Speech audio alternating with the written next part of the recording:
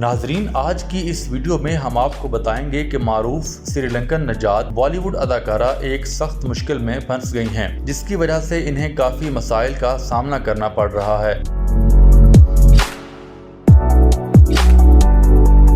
खूबरू बॉलीवुड अदाकारा जैकलीन फर्नांडिस आजकल एक सख्त मुश्किल से दो चार हैं, जिसकी वजह से उन्होंने अपने मुख्तलिफ प्रोजेक्ट्स को भी पोस्टपोन कर दिया है। इस हवाले से खुद जैकलीन फर्नांडिस का कहना है कि मनी लॉन्ड्रिंग करने वाले इस ग्रोह ने उन्हें अपना शिकार बनाया। अदाकारा का कहना था कि इस ग्रोह के मुलजिम की तरफ से मुझे तोहफे में चॉकलेट और फूल मिलते रहे, ताहम वो शख्स मुझे नाम बदल कर ये तहाइफ भेजता रहा। रिपोर्ट के मुताबिक मनी लॉन्ड्रिंग करने वाला ये ग्रोह चंद्रशेखर नामी शख्स चला रहा था, जिस पर भारत के इलेक्शन कमीशन को रिश्वत देने का इल्जाम भी आयद किया गया है। चंद्रशेखर ही अदाकारा को तहाइफ भेजता रहा। एनफोर्समेंट डायरेक्टरेट के जराये ने बताया अदाकारा जैकलीन मुलजिम चंद्रशेखर के रडार पर थी, जो कि इस ग्रुप का मास्टरमाइंड है। अदाकारा इस केस में मुलजमा नहीं है, बल्कि उसने चंद्रशेखर के खिलाफ बतौर गवाह बयान दिया है। जराये का कहना था कि 36 साला अदाकारा ने अपने इस बयान में मुलजिम के खिलाफ इंतहाई अहम मालूमात दी हैं। जराये के मुताबिक चंद्रशेखर ने बॉलीवुड के एक और चोटी के अदाकार को भी निशाना बनाया, ताहम सिक्योरिटी वजूहात की बिना पर इस अदाकार का नाम जाहिर नहीं किया जा सकता। भारत में 200 करोड़ रुपए की मनी लॉन्ड्रिंग के केस में श्रीलंकन नजात बॉलीवुड अदाकारा जैकलीन फर्नांडिस से भी 2 रोज कबल